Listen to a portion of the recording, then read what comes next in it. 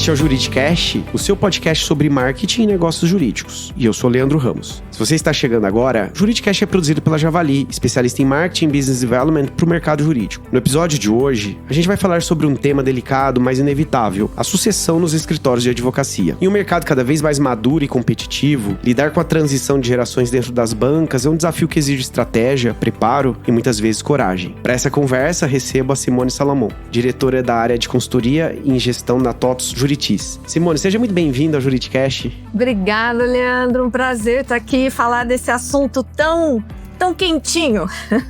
Sempre é muito quente e importante, né? Pra gente começar, Simone, por que é tão difícil falar sobre sucessão nos escritórios de advocacia? Olha, acho que a gente precisa fazer um ponto primeiro nisso. Eu acho que é difícil você falar de sucessão em qualquer negócio, né? Tá bem. Acho que é uma questão de a pessoa construiu uma coisa de muito valor, de muito sucesso. Ela construiu uma coisa que deu tão certo que a gente quer continuar. Seja uma empresa, uma organização, vamos pensar no médico, né? Que constrói aquela... A gente tem várias referências nacionais de médicos e tudo mais. Então, para o advogado, que tem um estudo nos Estados Unidos, Leandro, muito interessante, que ele fala sobre a vaidade dos profissionais. Então, ele fala do executivo, ele fala do médico. Isso é de um congresso nos Estados Unidos, da ALA, da Associação do Legal Administrators, tá? E eles trazem um estudo falando que o advogado, ele está 4 vezes acima, em vaidade, acima do segundo colocado. Então, uau! Para um ser vaidoso que construiu uma linda trajetória, construiu uma clientela, construiu um saber jurídico, é muito delicado você falar assim, quem vai continuar em todas essas minhas frentes? Porque quando você fala da advocacia, você não vai olhar só a frente, entrega do trabalho técnico. Você vai falar de como você cuida do cliente, você vai falar de como você atende o cliente, de como você entrega, de como você estabeleceu uma relação com o judiciário, né? Então é muito amplo, as competências são amplas, né? Então acho que isso dificulta um pouco. Então a vaidade, porque um projeto de sucessão exige humildade e reconhecimento do talento de cima, quanto de quem vai ocupar o lugar de toda a trajetória. Então, estabelecer esse diálogo, acho que é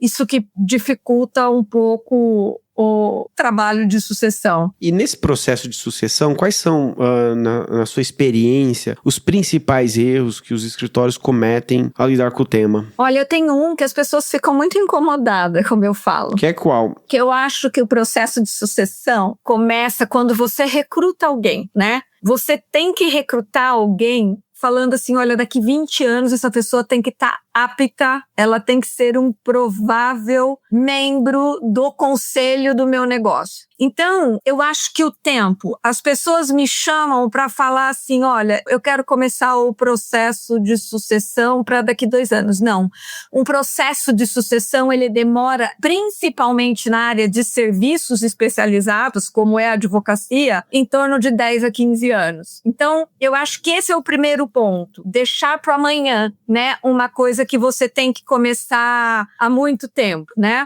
Outra coisa que eu acho que tem também, eu estava fazendo até uma pesquisa para esse nosso papo, que é confundir hereditariedade, sobrenome, com preparo. Explica melhor. Vou explicar o melhor, porque se você pensar não só na advocacia, né, em outras áreas, mas eu vou falar na advocacia. Tá bem. Às vezes você tem uma pessoa, vamos sair das grandes bancas, né, mas vamos pensar nas bancas do interior ou nas bancas que não tem tanto o impacto midiático, vamos dizer assim, de repercussão das grandes bancas, mas que é pai e filho, né? Tá bem.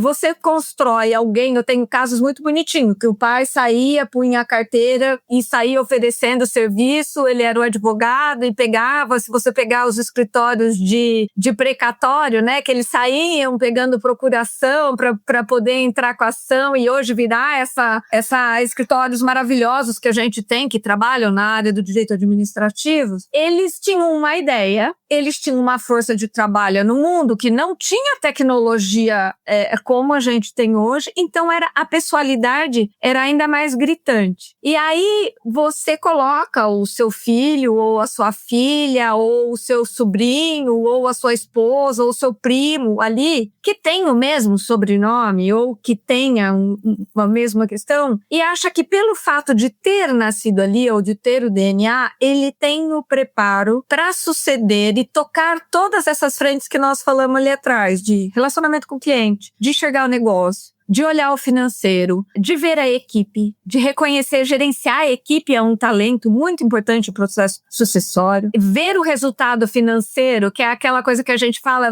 eu vou falar um exemplo, você vai lembrar, que você conversa com esses empresários que abriram grandes negócios, eles sabem, é aquela conta de padeiro que a gente fala que eles fazem rapidamente na cabeça e que eles sabem quanto que deu o resultado da empresa de cabeça, sem precisar olhar sistema, sem precisar relatório. São competências do empreendedor que mesmo tendo o mesmo sobrenome, sendo bom profissional, às vezes não tem todas essas competências. E pode ser ao contrário também, tá, Leandro? Pode ser, às vezes, que o filho, ou a filha, ou o sobrinho, eles consigam fazer uma alavanca no negócio, né, do pai que teve aquela ideia, que teve aquele escritório, ou do tio, e eles conseguem fazer uma alavanca e depois não conseguem dar continuidade. Quer dizer, não basta ter o sobrenome, não basta ter a hereditariedade da vivência daquele lugar, se não houver um preparo para entender que aquilo precisa de processos, de tecnologia, de pessoas, de captação de clientes, né? Que tem que ser um processo estruturado pela amplitude que envolve um processo de sucessão, tá? Eu não sei se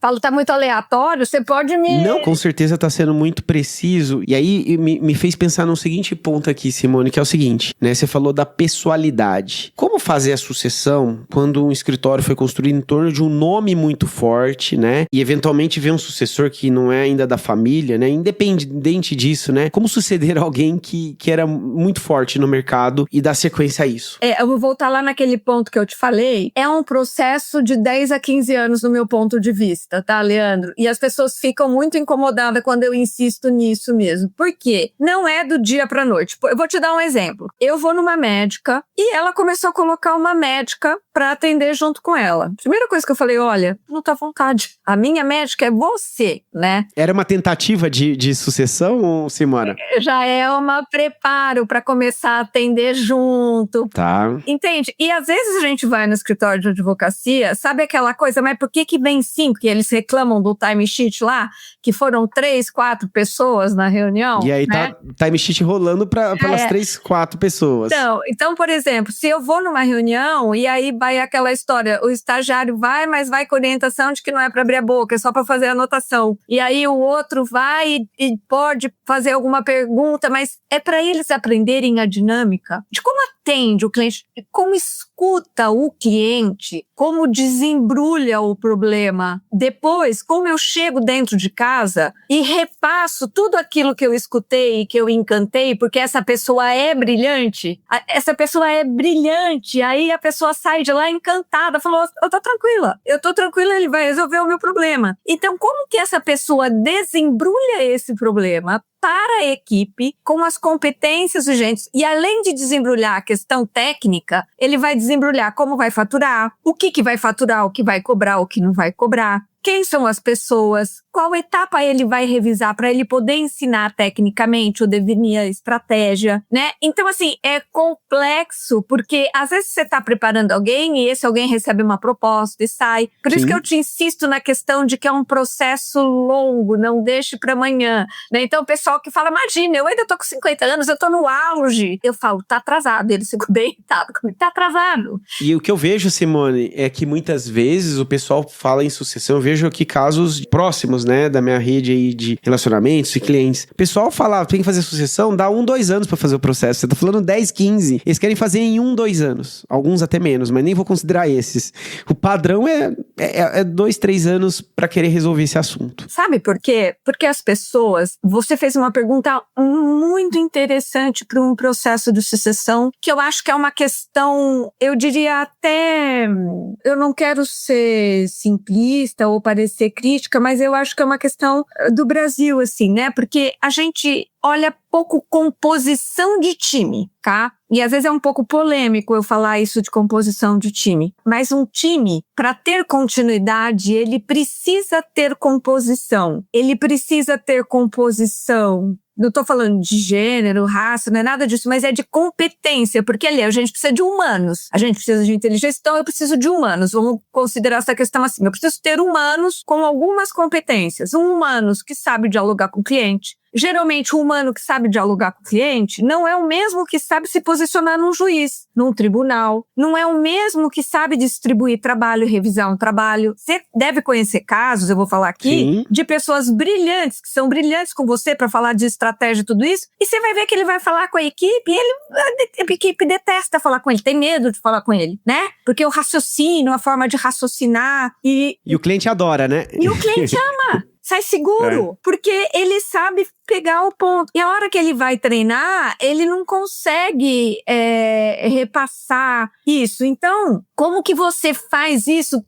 Voltando lá na pergunta que você me fez, eu tenho uma pessoa muito forte, eu tenho um tempo para preparar isso e eu tenho um time para compor. Porque não necessariamente, às vezes você consegue fazer a sucessão por outro cara brilhante, mas eu Simone, nunca vi. Eu já vi assim, filho que dá o salto no escritório, e então ele vai ser, na verdade, o segundo sucessor, mas que para substituir esse empresário que fez a alavanca do escritório, ele precisa de 3 para substituir. Um que fala com a equipe, um que fala com o cliente, um que fala com o mercado, e você vai saber bem disso. Você sabe o sócio que você gosta de falar para dar entrevista, para isso, que Sim. não necessariamente é o cara que sabe falar com o cliente ou com a equipe. Então eu preciso do time entrelaçado, reconhecendo que um precisa do outro para um bom processo de sucessão. E Simone, um outro fenômeno que ocorre bastante, né, nesse tema aqui é o caso em que, eventualmente, o fundador ou, enfim, um sócio que está passando por esse processo de sucessão, ele já define, né, que ele vai sair, ele eventualmente até encontra um sucessor, mas ele continua presente no dia a dia, né, da atividade do escritório. Como lidar com esses casos? Isso gera conflito? Isso gera, eventualmente, confusão, tanto interna quanto mercadológica? Muita. Por isso que ninguém gosta de falar. É triste, é um processo triste.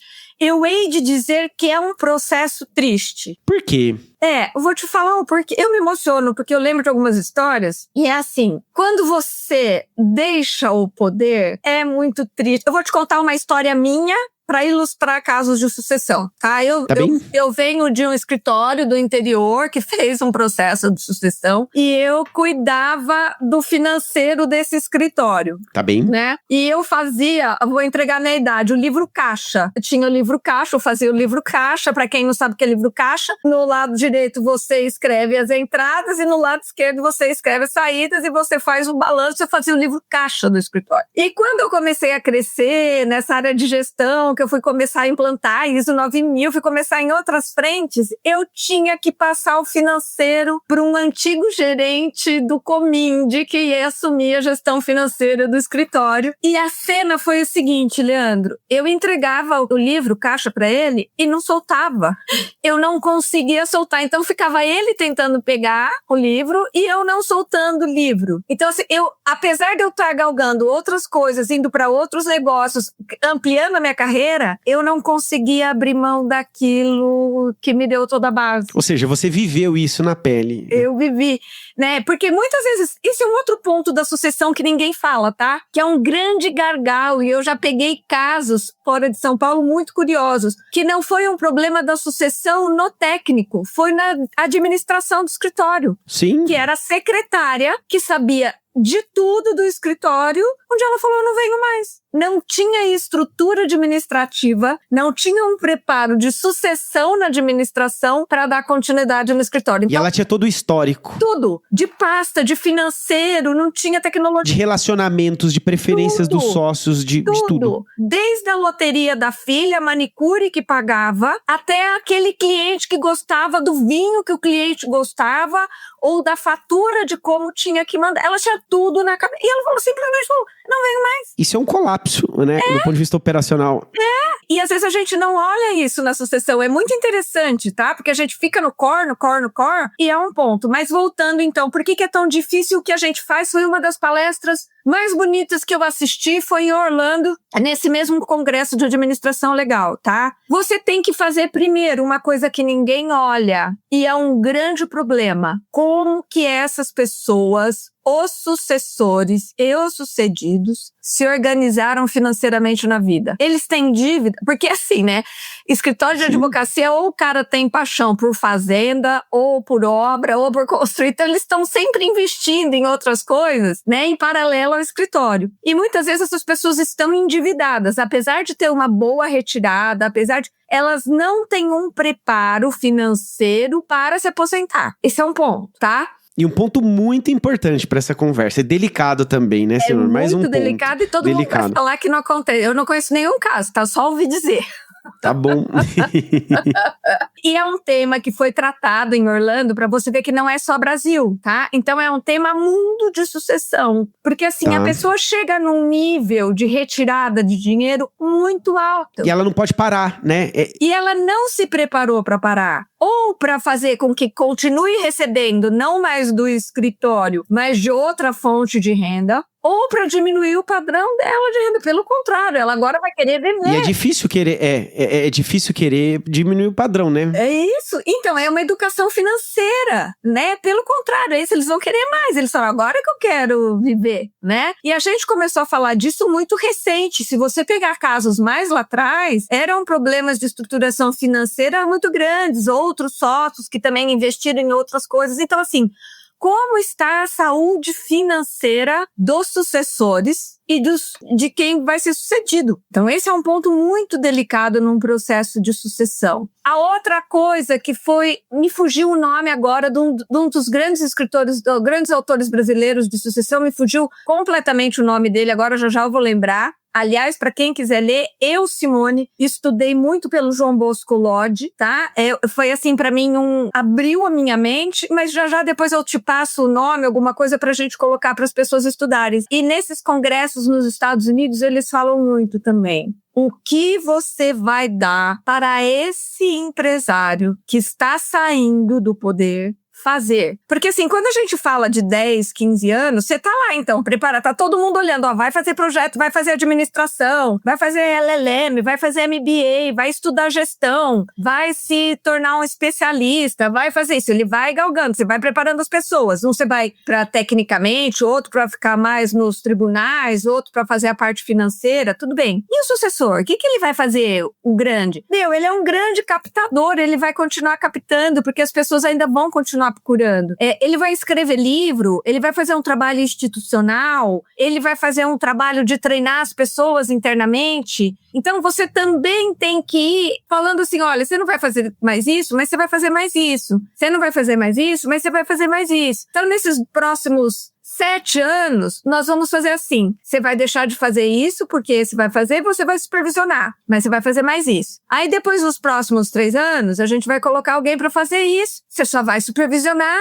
e você vai fazer mais isso. Então, é realmente uma escadinha de preparação financeira e psicológica, né? E da instituição. Internamente também, né? É isso, exatamente. Então, assim, e de preparo. Então, da forma de falar, das tecnologias, da inovação, das pessoas que conseguem estabelecer diálogo, porque uma das coisas que eu falo muito, e eu vejo as pessoas falarem pouco, o que acontece? Então, vamos pensar assim, um avô, o filho e o neto, né? O avô tem escuta pro neto, mas não tem escuta pro filho. Então, geralmente eu faço uma escadinha assim. Então, pensa assim, tá? Eu tenho o avô, eu tenho o filho e eu tenho o neto. Tá. O avô escuta o neto, mas não escuta o filho, onde tem o conflito de gerações. Então, você tem que ter um cara muito bom aqui, intermediando, né? Então, eu tenho que ter o pai, o intermediador, o interlocutor, o filho e o interlocutor e o neto, percebe? Que geralmente não são membros da família ou da antiga composição da sociedade. E muitas vezes aí que você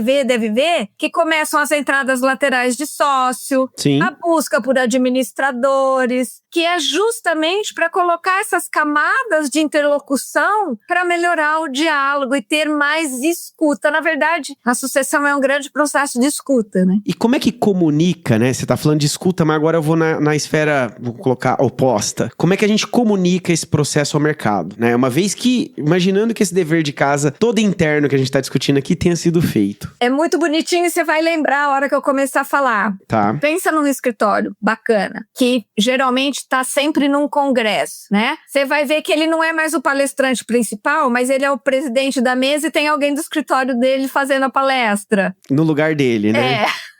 Ele é o presidente de mesa. E num outro painel tá outra pessoa. Numa reunião, num jantar, ele não vai mais sozinho. Ele vai... Eu fui falar agora, eu lembrei de um caso muito bonito que eu acho. Não gostaria de citar nomes, mas é um caso muito bonito que eu acho de uma pessoa que abriu um escritório com 54 anos, que é a minha idade, e os dois são muito elegantes, e o filho... E é muito bonito isso. Então você vê o pai e o filho, e é muito bonitinho, porque cada um senta numa mesa, e cada um vai construir a sua identidade. Então você vai vendo. Então você vai, por exemplo, em eventos aqui, a gente que convive nesses eventos ou nessas premiações, você vê, cada um senta numa mesa. Os que sentarem junto estão criando um problema para o processo de sucessão, né?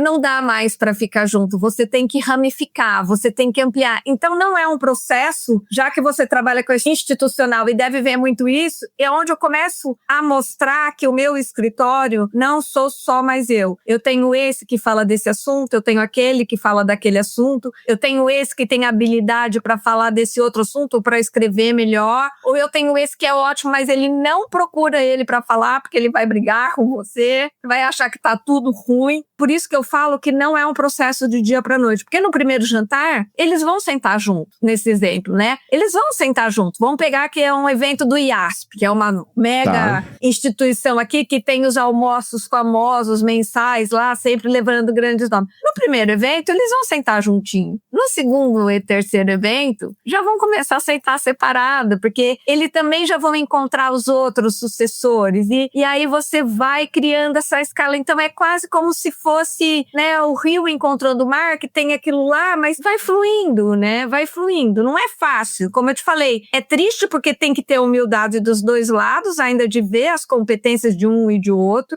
que eles não serão exatamente iguais, mas que pode ser tão bom quanto ou até melhor, né? Então é um exercício humano muito dolorido, eu diria. E lindo de ver. Sim, como todo processo que lida com a finitude, né, Simone, ele não é simples. E Simone, você mencionou agora há pouco, né, no exemplo do avô, do pai e do neto, me fez aqui pensar sobre a questão geracional, né? E quando a gente pensa hoje nas novas gerações, sobretudo a geração Z, né, o que fazer quando jovens advogados não querem ser sócios, ou ainda não se veem no modelo atual, né, de sociedade, e que eventualmente o escritório possa vir a ter dificuldade em formar sucessores? Olha, você fez uma pergunta que a gente podia fazer 30 horas aqui de papo, porque ela tá mudando muito, né? Com certeza. Essa meninada vem com um outro olhar de vida. Com certeza, muito além da advocacia, né?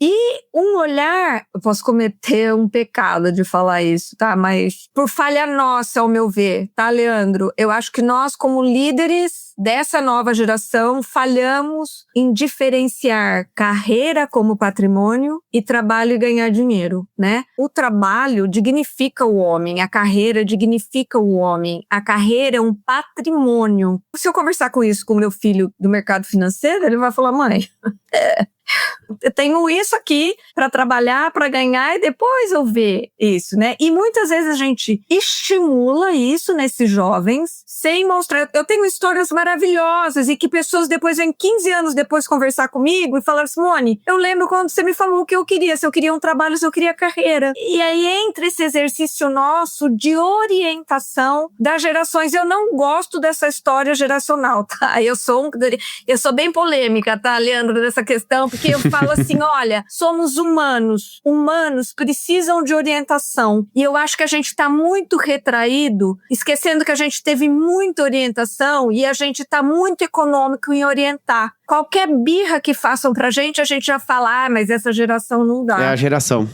E eu acho assim que não é. E eu trabalho com uma geração de jovens na tecnologia e que a gente tem trabalhado muito essa questão de orientação mais de perto e a gente tem tido trabalhos maravilhosos, saindo aí um pouco da advocacia. E na advocacia também eu tenho cases maravilhosos de pessoas que queriam pular do escritório para o escritório. Eu falei, epa, mas e aí, né?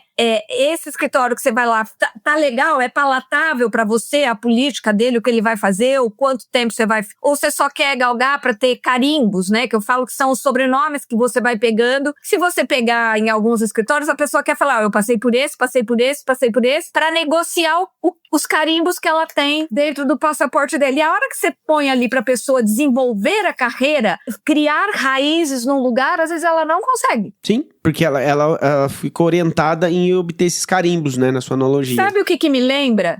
Com todo respeito, não é... Deixa eu falar, eu não tô fazendo nenhuma crítica, é opção de carreira, de como constrói o modelo. Mas, por exemplo, sabe o pessoal que presta concurso, que fica um período e daqui a pouco ele estuda para outro concurso, para pegar...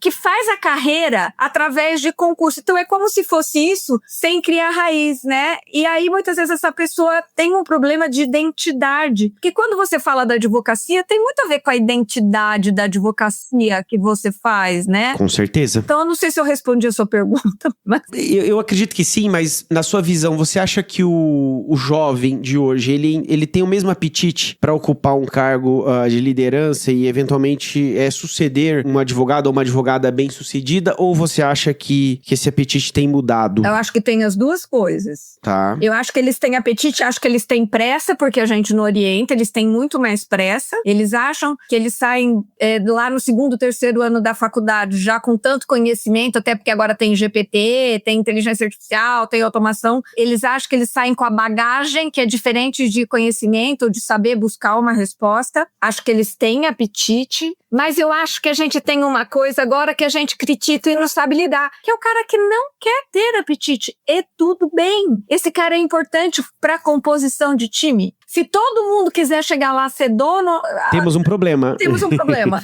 Então, uma das coisas que eu faço é falar, cara, esse executivo aqui, esse executor, ele é fundamental para você poder ser sócio. Eu vejo essa mesma discussão, Simone, aqui no meu contexto, né? Que hoje se fala muito sobre a importância do advogado em saber vender. E eu não tenho dúvida que isso é importante. Porém, eu falo muito pro sócio, sobretudo aqueles sócios chamados rainmakers. Se todo mundo no seu escritório vender, temos um problema. Porque quem vai cuidar da entrega, né? Porque normalmente, quem tá mais focado em venda, não que não olha pra entrega, mas ele acaba se dedicando mais à venda. Então, é a mesma coisa aqui, né? Eu acho que o conceito de composição de time, ele é muito, muito importante. E ele é um grande fator de sucesso e de risco para os processos de sucessão. É você entender que aquela pessoa que criou o negócio, ele teve também um talento para criar time que ninguém reconhece. Ele é o cara que, se você parar para pensar, sabe lidar com as diferenças, sabe como ele afina o piano, como ele afina o órgão, como ele afina o violão, sabe? E é tão invisível isso, que às vezes é um dos grandes problemas, é a composição de time e a beleza da composição de time. Sem dúvida, não há negócio sem venda. Mas se eu não tiver um time de entrega parrudo e consistente, a gente tem um grande ponto. Sim. E você conhece exemplos bem-sucedidos, né, de sucessão em escritórios que carregam ainda o nome do fundador? Sim, a gente tem grandes nomes no mercado, né? E você tem grandes desdobramentos também de pessoas que falaram assim, olha, esse modelo de sucessão não serve para mim, eu vou sair, vou montar o meu e montaram outros escritórios de sucesso, né? Se a gente pegar uma linha aí dos grandes escritórios, né? Esse veio daquele, que juntou com aquele, Sim, que fez com aquele, então assim, até bonitinho. Eu gosto, por exemplo, eu fazia isso, faz tempo que eu não faço, você até me lembrou isso. Eu, quando comecei a estudar essa área, quando eu saí do escritório do meu pai e vim trabalhar com a Ana Luísa Buranga, que é quem eu devo tudo o conhecimento que eu tenho aqui, que é uma grande mente, né, nessa área, eu pegava os escritórios e ficava com elas, às vezes, e pegava, esse escritório, qual é a história? Quem que saiu de quem, né? Quem que e saiu, e aqui o escritório que morreu, e que aí o filhote deu certo, e que lá na frente juntou com o outro, e que depois saiu daquele, né? E muitos ainda têm o nome até hoje do fundador. Ou seja, esse é um processo que ele vai seguindo uma árvore genealógica, né? É bem curioso. E, Simone, como garantir a continuidade do legado sem sufocar a inovação da nova geração? Muita governança. Eu estava até numa reunião, hoje eu ainda estava em algumas reuniões de governança. Tá. A tecnologia, a inovação é uma bênção, mas ela é um risco. Por quê? Eu acho que tem um olhar muito delicado em uso da tecnologia e inovação de maneira isolada. Então, você tem aquelas pessoas que estão muito antenadas à inovação. E, às vezes, você pega a estrutura que sabe que é importante, mas não tem escuta para a inovação. Tá. Então, você começa a inovação de maneira individualizada e não corporativa, né? Que é muito comum na advocacia, né? Muito. A inovação como departamento, né? Não como cultura de negócio. Isso é um grande ponto que eu acho. Assim, então, a inovação ela tem que ser parte fundamental da governança, de maneira estruturada, com um núcleo vocacionado para isso, vendo a repercussão na área tal, na área tal e na área tal, qual que é a espinha dorsal que a gente vai trabalhar a inovação, qual é a escuta que a gente tem para a inovação, como a gente administra os erros advindos da inovação, porque vem erro, só se inova errando, né? Então, como eu ponho governança em cima disso para que eu consiga dar saltos de inovação? E governança é um tema que, né, quando eu trabalho aqui com marketing e BD, né, nos escritórios, eu vejo que é um tema muito sensível. Os escritórios, sim, investem bastante em governança, mas em muitos casos ainda é uma governança falha, porque a estrutura organizacional do escritório ela é muito particular, porque muitas vezes cada sócio é como se fosse uma empresa diferente, né? E aí você tem uma governança que garante uma harmonia, uma orquestração desses diferentes sócios com diferentes interesses, muitas vezes, não é simples, né, Simone? Não. A governança é um tema apaixonante, né? Eu acho divertido e é sempre uma aula tratar de governança em escritório, e cada escritório é de um jeito. Se você pegar os princípios básicos de governança, que é transparência, já é um caos para o escritório entender o que é transparência. Não quero mostrar meus números, né? Se você voltar 10 anos, então, e aí até você Menos explicar ainda. que a transparência não está relacionada a isso, mas em como você quer mostrar, ou que nem aquele caso que eu te contei, que o cara falou assim, não vai ter sucessão. Não vai ter sucessão. Se quiserem, vou fazer outro escritório. Então, a transparência nas medidas e tudo mais. Então, primeiro ponto. Aí você fala da equidade, de reconhecer. Depois, prestação de contas é quase uma afronta. Você falar de prestação de contas, um prestar conta para o outro, um prestar conta de quanto que é a área, de quanto vendeu, de quanto entregou, do pito que tomou do cliente, do que foi, assim, a cultura, o diálogo, né? O diálogo da governança é complicado. E aí você fala ainda de trazer conselheiro externo. É muito divertido. É muito divertido você falar de trazer conselheiro externo para os escritórios de advocacia. São os escritórios extremamente maduros em governança e que conseguem ter conselheiros externos. Com certeza. E muitas vezes, que eu acho que é deixado de lado, Leandro, é reconhecer que a família também precisa de governança em estruturas familiares. Eu amo estrutura familiar, tá? Eu sou fã, eu acho lindo, eu acho que é uma fortaleza nossa do Brasil, as empresas familiares, mas você precisa criar uma governança no núcleo familiar e no núcleo institucional. São coisas diferentes. E complexas. E às vezes eles querem tratar junto, né? Sim. Então é um tema muito delicado, muito bonito. Eu geralmente nesses projetos envolvo outros profissionais direto lá do IBGC, outras coisas que são pessoas, como que eu vou dizer, duras de governança, e eu consegui fazer um desdobramento para a realidade de um ambiente menos profissionalizado, sabe? Olha, então o modelo é esse aqui. Como que a gente consegue? O benchmark é esse, né?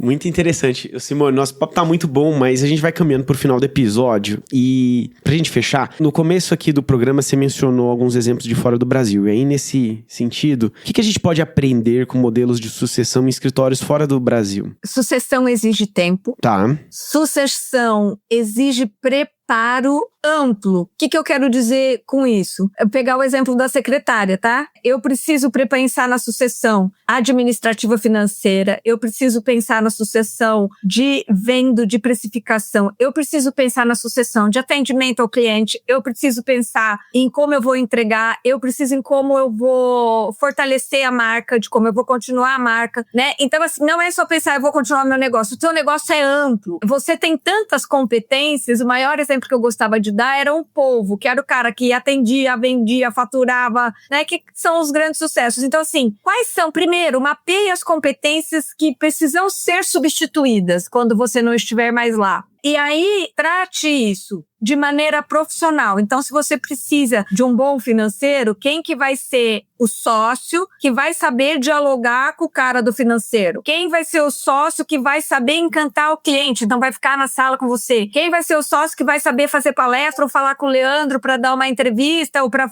trabalhar a parte institucional? Quem vai ser o que vai cuidar de pessoas, né? Então, pensar, primeiro, isso leva tempo, isso exige preparo, isso exige composição de time, e isso o americano e os outros países fazem muito bem, né? Que é composição, é reconhecer o valor do outro. A gente aqui é meio mitidinho, né? E a gente precisa, às vezes, refletir. Eu preciso reconhecer o valor do outro. Tá. E o outro, tendo esse valor, vai me dar força para poder fazer o processo de sucessão. Não sei se eu fui clara. Extremamente clara e mostra o quanto que isso é complexo, né, Simone? E um tema que precisa ser mais amplamente discutido aqui no Brasil, né? Muito. E muito, assim, com entendimento de que não é dolorido, mexe com várias questões. Eu venho de um escritório que fala, eu não quero fazer direito, e às vezes isso mexe com a estrutura familiar, porque os filhos não querem continuar o negócio, e isso é uma questão também. Então, assim, precisa trabalhar, porque precisa de muita construção nesse processo de sucessão. Muito bom, Simone. O nosso episódio chega ao final. E eu agradeço imensamente por você compartilhar a sua experiência e trazer reflexões sobre o tema que, né, tanta gente evita, né, como a gente mencionou aqui, mas que precisa ser discutido com seriedade. Obrigada. Quem quiser, posso falar meu LinkedIn aqui? Simone Viana Salomão. Com certeza, por favor. Eu tô até para publicar um artigo sobre isso. A gente sempre coloca coisa lá, fico à disposição, independente de qualquer coisa. Eu sou apaixonada pelo tema, eu sou uma estudiosa do tema. Então eu fico à disposição para trocar ideias sempre que quiser. Fico aí, agradeço demais por falar nesse tema que é tão apaixonante aí, Leandro. E eu que agradeço a sua presença aqui e fica o convite para você voltar novamente, tá bom? Muito obrigado, Simone.